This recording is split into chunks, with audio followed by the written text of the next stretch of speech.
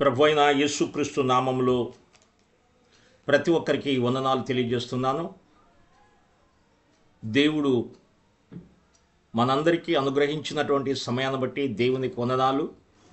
దేవుని వాక్యాన్ని మనము ధ్యానం చేద్దాం. దేవుడు ఇచ్చినటువంటి సమయానికి మరొకసారి దేవునికి నేను వందనాలు తెలియజేస్తున్నాను. యేసు ప్రభు యొక్క ప్రార్థనా జీవితం. ఈరోజు అంశం యేసు ప్రభు యొక్క ప్రార్థనా జీవితం. పేతురు రాసిన మొదటి పత్రిక 5వ అధ్యాయం 21వ వచనంలో దేవుని వాక్యములో ఈ విధంగా రాయబడినది: మీరు తన అడుగుజాడల యందు నడుచుకున్నట్లు మీకు మాదిరి ఉంచి పోయెను. ప్రభువు ఈ లోకములో జీవించినంత కాలములో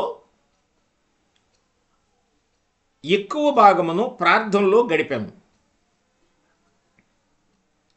దినమంతయు ప్రజలకు బోధించి, రాత్రులందు ఒంటరిగా కొన్ని సమయములందు శిష్యులతో కలిసి కొండ ప్రాంతములకు పోయి ప్రార్థనలందు గడిపినవాడు. ఆయన ఏ పరిస్థితులలో ప్రార్థించేవారో గమనించి మన జీవితములందు అన్వయించుకొని ఆయన అడుగుజాడల్లో మనము నడుచుకుందాం. హెబ్రీ రాసిన పత్రిక 5:7 వచనంలో, శరీరధారి అయిన దినములలో మహారోదనతోనూ కన్నీళ్లతోనూ ప్రార్థనలు యాచనలను సమర్పించి, హెబ్రీ 5:7లో ఉన్నది. శరీరధారిగా ఉన్న దినాలలో, ఎంత శ్రేష్టమైన మాట! మహారోదనతో కన్నీళ్లతో ప్రార్థనలను యాచనలను చేసినట్లుగా లేఖనము మనకి తెలియచేయబడుతుంది.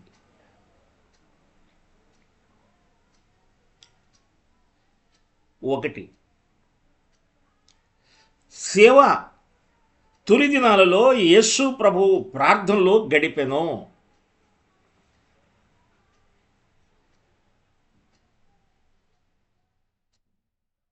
లూకాసు వార్త 3వ అధ్యాయము 21, 24 వచనాల్లో, యేసు బాప్తిస్మము పొంది ప్రార్థన చేయుచుండగా ఆకాశము తెరవబడి అనే మాట వ్రాయబడినది.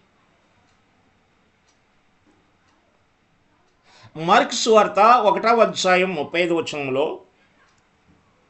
ఆయన పెందల కడనే లేచి ఇంకను చీకటి ఉండగానే బయలుదేరి అరణ్య ప్రదేశమునకు వెళ్ళి అక్కడ ప్రార్థన చేయుచుండెను అనే మాట మార్కు సువార్త 1:35లో రాయబడింది. ప్రియమైన దేవుని బిడ్డలారా, సేవ తొలి దినములలో యేసు ప్రభు ఏ విధంగా ప్రార్థనలో గడిపారో మనము గమనిస్తూ ఉన్నాం. రెండవదిగా, శక్తి అవసరముగా ఉన్నప్పుడు యేసు ప్రభు ప్రార్థించెను. ఎందుకంటే ఆయన మానవుడు, రక్తమాంసములు కలిగినటువంటి మానవుడుగా ఈ భూమి మీద జీవిస్తున్నాడు. శరీరధారిగా ఆయన ఉన్నాడు. కాబట్టి ఆయన మానవుడుగా, మనిషి కుమారుడిగా ఆయన దైవ బలము పొందుకోవటానికి ఆయన ప్రార్థన చేసినట్లుగా లేఖనము మనకి తెలియజేస్తూ ఉంది. రోగులను స్వస్థపరచక మునుపు ప్రార్థనలో ఆయన గడిపాడు. ప్రభువారు అనేక మంది రోగులను స్వస్థపరిచారు. అనేక మంది రోగులను ఆయన స్వస్థపరిచారు. అనేక మందిని స్వస్థపరచక ముందే ఆయన ప్రార్థించినట్లు లేఖనాలు మనకు తెలియజేస్తున్నాయి. బహుజన సమూహము ఆయన మాట వినుటకు తన రోగములను కుదుర్చుకొనుటకు కూడి వచ్చి ఉండెను. ఆయన ప్రార్థన చేయుటకు అరణ్యములోనికి వెళ్ళెను. లూకాసు వార్త 5వ అధ్యాయము 5 వచనము 16వ వచనం. రోగులను స్వస్థపరచక ముందు యేసు ప్రార్థనలో గడిపాడు.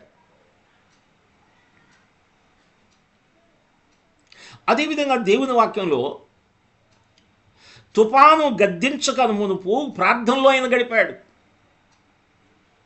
తుఫానును గద్దించక మునుపు ఆయన ప్రార్థనలో గడిపినట్లు లేఖనం తెలియజేస్తుంది. మార్కు సువార్త 6వ అధ్యాయము 46 నుండి 49 వచనాలు మనకి కనపడుతుంది. ఆయన వారికి వీడ్కోలు కొల్పి ప్రార్థన చేయుటకు కొండకు వెళ్ళెను. మార్కు 6:46 నుండి 49. అంటే తుఫాను గద్దించక మునుపు ప్రార్థనలో యేసు ప్రభువారు గడిపాడు. మనం ఇక్కడ గమనించాలి, ఏ పరిస్థితుల్లో ఆయన ఎక్కువగా ప్రార్థన చేశాడు. శక్తి అవసరముగా ఉన్నప్పుడు ప్రభువు ప్రార్థన చేశాడు. ప్రభువు బలము పొందుకోవటానికి ఆయన ప్రార్థన చేశాడు. ప్రభువునందు తొదకు బలవంతులై మీరుండండి అన్న ఆ విషయాన్ని మనం జ్ఞాపకం చేసుకోవటానికి ఆయన ప్రార్థన చేశాడు. ఆయన చేసిన ప్రార్థన ప్రతీది కూడా మనకి ఒక మాదిరి దేవుని వాక్యం మనకి తెలియజేస్తుంది. అదేవిధంగా 5 రొట్టెలను 5,000 మందికి పంచినప్పుడు ఆయన ప్రార్థన చేశాడు. మార్కు సువార్త 6:41 ఉంది. ఆయన ప్రార్థన చేశాడు. 5 రొట్టెలు 2 చేపలను 5,000 మందికి ఆహారంగా ఆయన పంచినప్పుడు మొదట ఈ కార్యానికి ముందు ఆయన ప్రార్థన చేశాడు. ప్రియమైన దేవుని బిడ్డలారా, ఇక్కడ మనము అర్థం చేసుకోవాలి, ఆయన దేవుని కుమారుడు, ఆయన మనుష్య కుమారుడు, ఆయన మనలాగా రక్తమాంసములను ధరించినవాడు. ఆయన మనకు నేర్పించే విషయం ఏంటంటే ఆయన అనేక కార్యాలు జరిగించేటువంటి విషయంలో దేవుని సముఖములోకి వెళ్ళి తండ్రి సన్నిధికి వెళ్ళి తండ్రితో ఆయన సహవాసం చేశాడు. తండ్రి దగ్గర ఆయన ఆత్మ సంబంధించిన బలాన్ని పొందుకున్నాడు అని మనకు తెలియచేయబడుతుంది. రోగులను స్వస్థపరిచే మునుపు ప్రార్థన చేశాడు. తుఫాను గద్దించక మునుపు ఆయన ప్రార్థన చేశాడు. 5 రొట్టెలను 5,000 మందికి పంచక ముందు ప్రార్థన చేశాడు. దేవుని వాక్యం మనకి తెలియజేస్తూ ఉంది. ఇక్కడ 3వదిగా నిర్ణయాలు చేయవలసిన పరిస్థితిలో ముందు ఆయన ప్రార్థన చేశాడు. ఆయన కొన్ని నిర్ణయాలు తీసుకునేటప్పుడు ఆయన ప్రార్థన చేశాడు. తన శిష్యులలో 12 మందిని అపోస్తులుగా నిర్ణయించే సమయంలో ఆయన ప్రార్థన చేశాడు. లూకాసు వార్త 6వ అధ్యాయము 12 నుండి 13 వచనాలు మనం చూస్తే ముందు ఆయన ప్రార్థన చేశాడు. ఆయన రాత్రంతా ప్రార్థనలో గడిపి ఉదయకాలంలో ఆయన శిష్యులను ఏర్పాటు చేశాడు. వారికి అపోస్తులని పేరు పెట్టాడు. నిర్ణయాలు చేయవలసి వచ్చినప్పుడు, నిర్ణయాలు చేయవలసిన పరిస్థితులకు ముందుగానే ఆయన ప్రార్థన చేశాడు.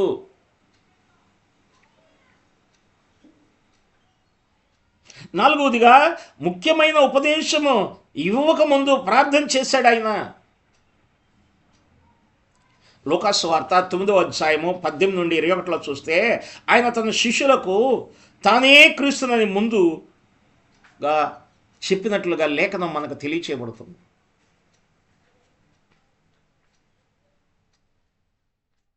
లేఖనం మనకు తెలియచేయబడుతుంది.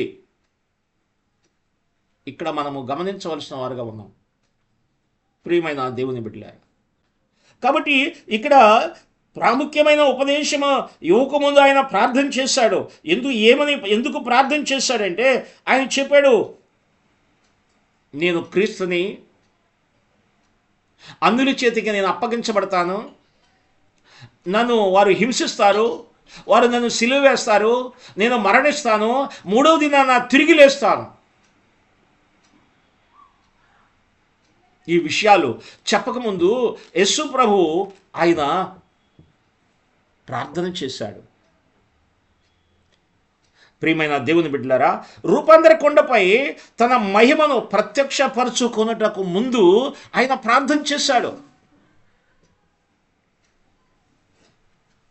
రూపాంతర కొండపై తన మహిమను ప్రత్యక్షపరచుకొనుటకు ముందు ప్రార్థనలో ఆయన గడిపాడు. ఎంత గొప్ప విషయం! లూకాసు వార్త 9వ అధ్యాయం 28 నుండి 39 వరకు మనం చూడవచ్చు. ఆయన పేతురును, యోహానును, యాకోబులను వెంట పెట్టుకొని ప్రార్థన చేయుటకు ఒక కొండ ఎక్కెను. ఆయన ప్రార్థించుచుండగా ఆయన ముఖరూపము మారెను. ఆయన ప్రార్థించుచుండగా ఆయన ముఖరూపం మారింది. కాబట్టి రూపాంతర కొండపై తన మహిమను ప్రత్యక్షపరచుకొనుటకు ముందు ప్రార్థనలో గడిపెను అనే మాట ఇక్కడ మనకి రాయబడింది. అంటే ప్రతి విషయములో, ప్రతి ప్రాముఖ్యమైనటువంటి కార్యములో ఆయన ముందుగా ప్రార్థన చేశాడు. ఆయన ముందుగా ప్రార్థించినట్లుగా దేవుని వాక్యం మనకి తెలియజేస్తూ ఉంది. ప్రియమైన దేవుని బిడ్డలారా, రూపాంతర కొండ మీద ఆయన మహిమను ప్రత్యక్షపరచుకున్నాడు. అక్కడ ఆయన మహిమను ప్రత్యక్షపరచుకున్నటువంటి ఆ పరిస్థితులు మనం చూస్తే, ఆ రూపాంతర కొండ మీద జరిగినటువంటి విషయము ఆయన ముఖవర్చస్సు మారింది. ఆయన వస్త్రములు మార్పు చెందాయి. ఆయన రూపములో మార్పు కనబడింది. ఆయన మహిమలో కనబడతా ఉన్నాడు. ఆయన తేజస్సులాగా ప్రకాశిస్తూ ఉన్నాడు. ఆయన వస్త్రాలు ప్రకాశిస్తూ ఉన్నాయి. అదేవిధంగా మోషే, ఏలియాలు ఆయన ఎందుకు వచ్చారు? వారు ఆత్మస్వరూపులుగా ఆయన దగ్గరకు వచ్చి ఆయనతో సంభాషిస్తూ ఉన్నారు.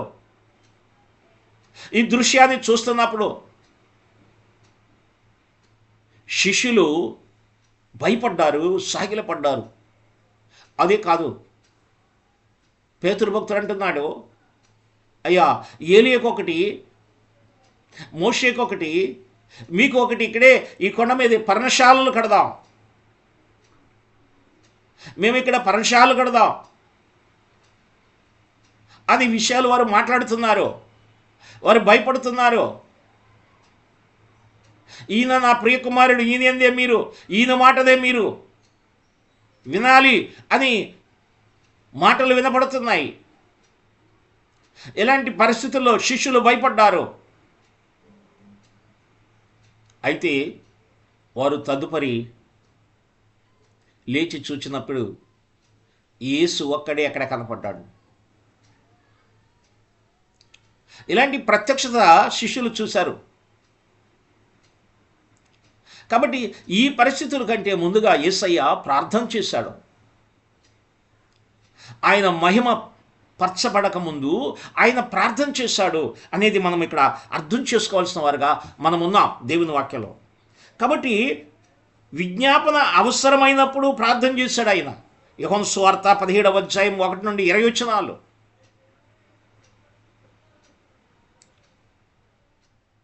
పరిశుద్ధ గ్రంథములో యోహాను సువార్తలో 17వ అధ్యాయం ఎంత శ్రేష్టమైన అధ్యాయమో, ఎంత సుదీర్ఘమైన ప్రార్థన చేసినటువంటి ప్రార్థన, విజ్ఞాపన చేసిన ప్రార్థన, విజ్ఞాపన ప్రార్థన.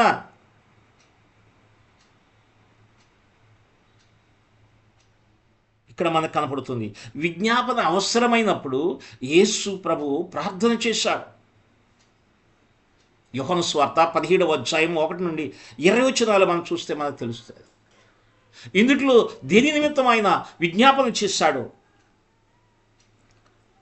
ఆయన కొరకు విజ్ఞాపన చేశాడు.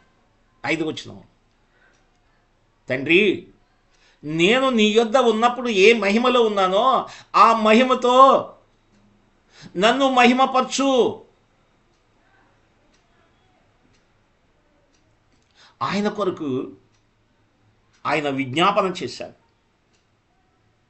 9వ వచనములో సంఘము కొరకు విజ్ఞాపన చేశాడు.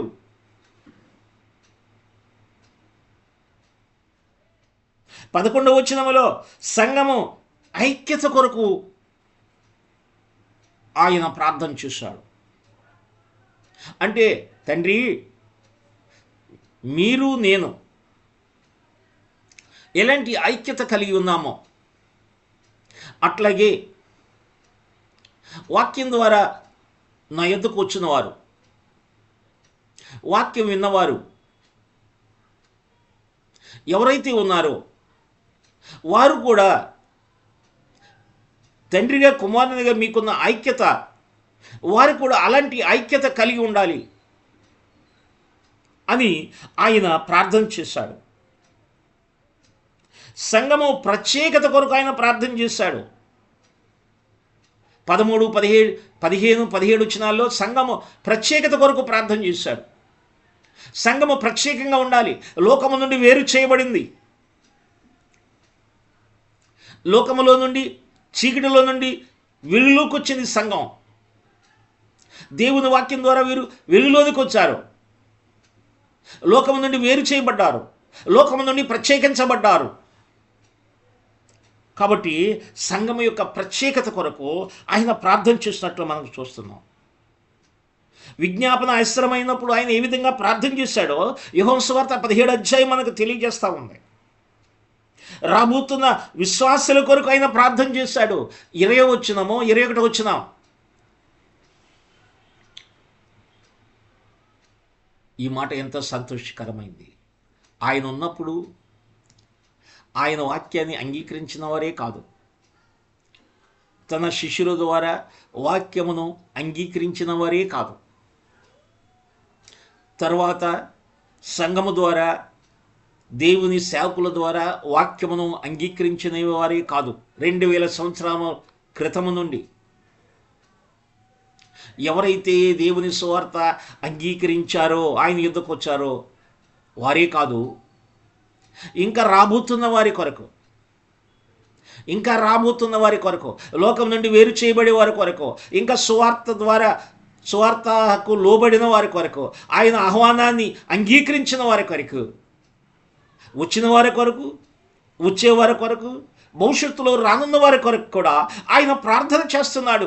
ఎంత గొప్ప విషయం, ఎంత గొప్ప విజ్ఞాపన అనేది ఇక్కడ మనము అర్థం చేసుకోవాలని దేవుని వాక్యం మనకు తెలియజేస్తుంది. 26వ వచనములో దేవుని ప్రేమ వారందరి ఉండుట కొరకు, దేవుని ప్రేమ వారిలో ఉండాలి.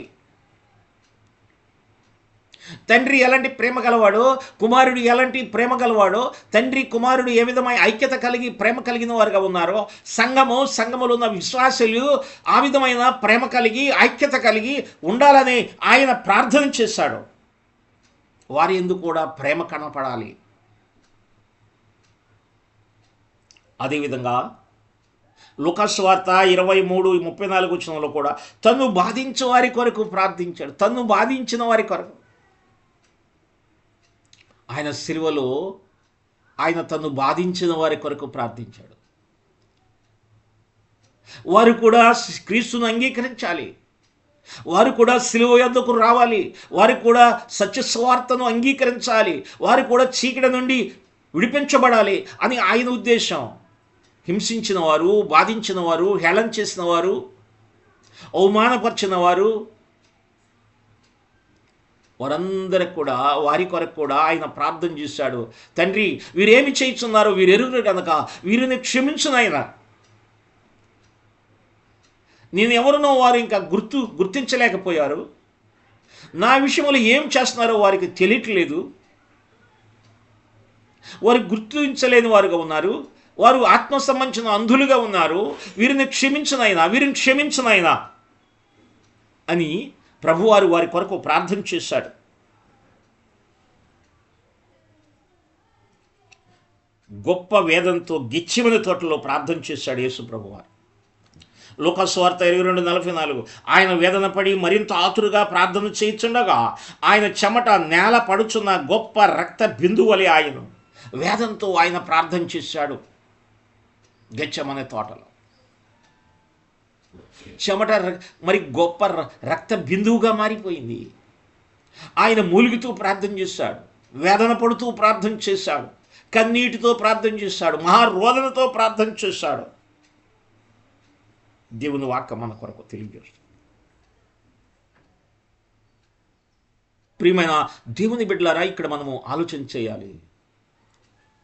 ప్రభు అయిన యేసుక్రీస్తు యొక్క ప్రభువారి యొక్క ప్రార్థనా జీవితాన్ని మనము ఆలోచించాలి. ఒక విశ్వాసిగా, దేవుని బిడ్డగా, దేవుని సేవకులుగా, ప్రభు కొరకు సిద్ధపడిన వారుగా, ఆయన రాజ్యము కొరకు ఆసక్తి కలిగిన వారుగా మనం ఇక్కడ ఆలోచన చేయాలి. ఏంటంటే యేసు ప్రభు యొక్క ప్రార్థనా జీవితంలో ఉన్నటువంటి ప్రాముఖ్యమైన విషయాలు గమనిస్తే, సేవ తొలి దినాలలో యేసు ప్రభు ప్రార్థనలో గడిపాడు. శక్తి అవసరంగా ఉన్నప్పుడు యేసు ప్రభు ప్రార్థనలో గడిపాడు. నిర్ణయాలు చేయవలసిన పరిస్థితులు ముందుగానే ఆయన ప్రార్థన చేశాడు. ప్రాముఖ్యమైన ఉపదేశాలు ఇచ్చే ముందుగా ఆయన ప్రార్థన చేశాడు. రూపాంతర కొండపై తన మహిమ ప్రత్యక్ష పరుచుకున్నటకు ముందు ప్రార్థనలో గడిపాడు. విజ్ఞాపన అవసరమైనప్పుడు ప్రార్థన చేశాడు. గెత్సేమనే తోటలో ప్రార్థన చేశాడు. గెత్సేమనే తోటలో మహావేదనతో, గొప్ప వేదనతో ఆయన ప్రార్థన చేశాడు. యేసు ప్రభు యొక్క ప్రార్థనా జీవితాన్ని మనం జ్ఞాపకం చేసుకొని, ప్రభువారు ఏ సందర్భంలో ప్రార్థించాడో, ఏ సందర్భంలో ఆయన తండ్రి యొద్దకు వెళ్ళి విజ్ఞాపన చేశాడో, దేవుని పిల్లలమైన మనము కూడా అర్థం చేసుకుని ఆలోచించి ప్రభు కొరకు నమ్మకమైన వారిగా ఈ భూమి మీద జీవిద్దాం. మెలకువగలిగి ప్రార్థిద్దాం. మనిషి కుమారుడు ప్రత్యక్షమైనప్పుడు మనం ఎత్తబడినట్లుగా, ఆయన ఎదుట నిలబడినట్లుగా ప్రభు యొక్క ప్రార్థనను, ఆ ప్రార్థనలో ఆయన మాదిరిని మనం అనుసరించి ముందుకు సాగుదాం. ప్రార్థన. మహోన్నతుడా, పరిశుద్ధుడా, ప్రభు అయిన యేసుక్రీస్తు మీ పరిశుద్ధమైన పాదములకు స్తోత్రాలు. మిమ్మలను తండ్రి ప్రేమించాడు, ఈ లోకానికి పంపాడు. అయితే మీరు మమ్ములను ప్రేమించారు, మా కొరకు ప్రాణం పెట్టారు. మా కొరకు ప్రాణం పెట్టడమే కాకుండా మరణించి తిరిగి లేచి పరలోకానికి ఎక్కి వెళ్ళి మా కొరకు తండ్రి కుడిపార్శ్వమున కూర్చుని మాకు నిత్య ప్రధాన యాచకుడుగా ఉండి మా కొరకు విజ్ఞాపన చేస్తున్నారు పరలోకములో. అయితే ఈ భూమి మీదకి మీ ఆదరణకర్త అయిన పరిశుద్ధాత్మ దేవుని మా మధ్యకు పంపారు. ఆయన మాతో ఉండటానికి, మాలో నివసించడానికి, మీతో మేము సహవాసము చేయలాగన పరిశుద్ధాత్మ దేవుడు మమ్మలను బలపరుస్తూ, మమ్మలను నడిపిస్తూ, ప్రార్థనలు ఉచ్చరింప శక్యముగానే మూలుగులతో మమ్మలను విజ్ఞాపన కర్తలుగా మమ్మల్ని చేస్తూ మీ సన్నిధిలో గడపటానికి, మీతో సహవాసం చేసి రూపాంతర అనుభవంలో మేము సాగిపోవటానికి, మీరు ప్రత్యక్షమైనప్పుడు మీ ఎదుట మేము నిలబడటానికి మమ్మలను సిద్ధపరుస్తున్న పరిశుద్ధాత్మ దేవుని బట్టి వందనాలు తండ్రి. తండ్రి అయిన దేవా, కుమారుడిగా మా కొరకు ఈ భూమి మీదకి వచ్చి మమ్మల్ని విమోచించిన ప్రభు, ఈ భూమి మీద మీ యొక్క రూపంలోనికి మార్చడానికి ఆత్మదేవుని పంపిన ఆదరణకర్త అయిన పరిశుద్ధాత్మ దేవుని బట్టి వందనం. ఈ లోకములో అనేక మందికి లేని భాగ్యాన్ని మీరు మాకు ఇచ్చారు, నీ దివ్యమైన వాక్యాన్ని. వాక్యము లేకపోతే మేము గ్రహించలేము, అర్థం చేసుకోలేము. వాక్యం ద్వారా మాకిచ్చిన శ్రేష్టమైనటువంటి ఆశీర్వాదాలను బట్టి మీకు వందనాలు. వాక్యం మమ్మలను బలపరుస్తున్నందుకు వందనాలు. ఈ సమయంలో విన్న మాటలు మేము అర్థం చేసుకొని ఈ భూమి మీద మీరు జీవిస్తున్నప్పుడు మీరు ఏ విధమైనటువంటి విజ్ఞాపన ప్రార్థన చేశారు, ప్రతి సమయంలో, ప్రతి విషయంలో, శ్రేష్టమైన సమయాలలో, నిర్ణయాల సమయంలో ఏ విధంగా ప్రార్థించారో మేము కూడా మా జీవితంలో వాటిని అనుసరించి ముందుకు సాగే శక్తి మా అందరికీ దయచేయమని, విన్న వాక్యమును మీరు అనేక మంది జీవితాలలో ఫలింప చేయండి, ఆశీర్వదించండి, అభివృద్ధిపరచండి. నీ కృపతో వారిని నింపండి. ప్రార్థనలో బలవంతులుగా, శక్తివంతులుగా చేయమని యేసు నామములో అడుగుచున్నాము తండ్రి. ఆమేన్. తండ్రి యొక్కయు, కుమారుని యొక్కయు, పరిశుద్ధాత్మ సహవాసము, సన్నిధి మనందరికీ తోడుగా ఉండి నడిపించునుగాక. ఆమేన్. అందరికీ వందనములు. ప్రభువు మిమ్మలను దీవించి ఆశీర్వదించునుగాక. ఆమేన్.